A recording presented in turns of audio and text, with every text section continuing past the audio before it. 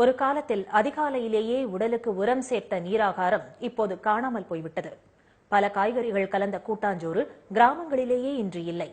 அவியல், மசியல், கூட்டு, பொரியல் என நம் பாரம்பரிய உணவே மருந்தாக விளங்கிய காலம் மாறிப் போய்விட்டது. துரித உணவு கலாச்சாரத்திலும் ரசாயன ஆதிக்கத்திலும் மயங்கி கிடக்கும் நவீன உலகுக்கு நாம் மறந்து போன தமிழர் உணவியலை புரிய வைக்க முயற்சிக்கிறது இன்றைய சிறப்பு பார்வை.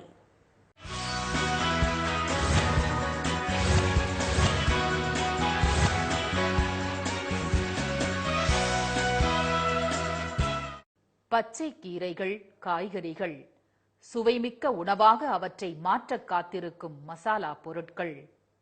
சமையலறை என்பது வெறும் உணவு கூடமாக மட்டுமே இன்றைய தினம் காட்சியளிக்கிறது. ஆனால் ஒரு காலத்தில் அது ஆரோக்கியத்தை காக்கும் மந்திர கூடம் என்பதே நிஜம்.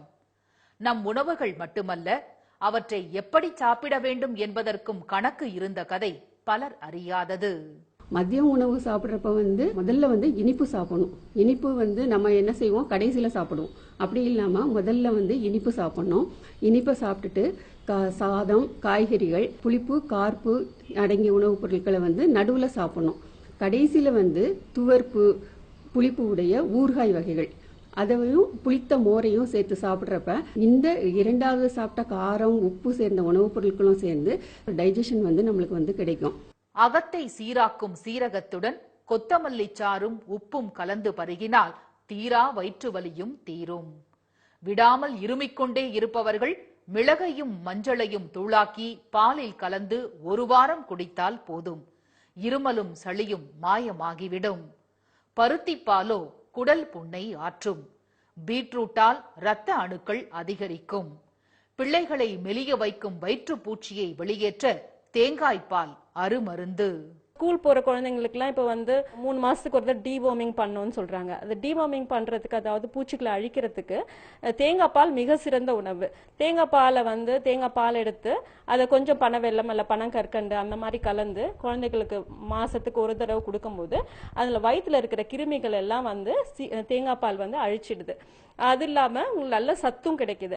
பெண்களின் மாதவிடாய் பிரச்சனைக்கு தினம் ஓர் எள்ளுருண்டை நல்ல மருந்து. கருப்பட்டியும் நல்லெண்ணையும் சேர்த்த உளுத்தங்களியும் வெந்தயக்களியும் மாதவிடாய் சிக்கலை தீர்த்து கருப்பையை வலுப்படுத்தி நீர்க்கட்டிகளை தடுக்கும். பருவத்துக்கேற்ப காய்கறிகளை மோரில் கலந்து வெயிலில் காய வைத்து தயாராகும் விதவிதமான வற்றல்களிலும் பெண்கள் உடலுக்கேற்ற மருத்துவ குணங்கள் உண்டு. வற்றல் எடுத்துட்டோம் அப்படின்னா அதுல நெல்லிக்காய் வற்றல், கற்றாழை வற்றல், பிரண்டை வற்றல் இதெல்லாம் உடம்புக்கு ரொம்ப நல்லது. அதே மாதிரி கற்றாழை வற்றல் அப்படி எடுத்துட்டோம்னா பெண்களுக்கு ஏற்படக்கூடிய கர்ப்பப்பை சம்பந்தமான பிரச்சனைகளுக்கு கற்றாழை ரொம்ப ரொம்ப நல்லது. அதே மாதிரி வாழைப்பூவும் வாரத்துல 2 முறை பெண்கள் எடுத்துக்கும் பொழுது அவங்களுக்கு கர்ப்பப்பையில வர நிறைய பிரச்சனைகள் ஈஸியா குணமாயிடும்.